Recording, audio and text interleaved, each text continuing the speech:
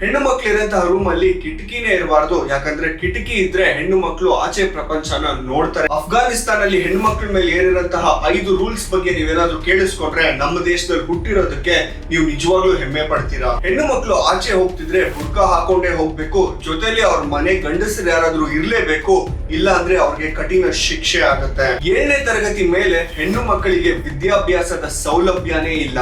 ಮನೆ ಆಚೆ ಹೋಗಿ ಹೆಣ್ಣು ಮಕ್ಳು ಎಲ್ಲೂ ಕೆಲಸ ಮಾಡೋ ಹಾಗಿಲ್ಲ. ಅದಕ್ಕೆ ಅಂತ ಬ್ಯೂಟಿ ಪಾರ್ಲರ್ ಗಳನ್ನ ಕೂಡ ಬ್ಯಾನ್ ಮಾಡಿದ್ದಾರೆ.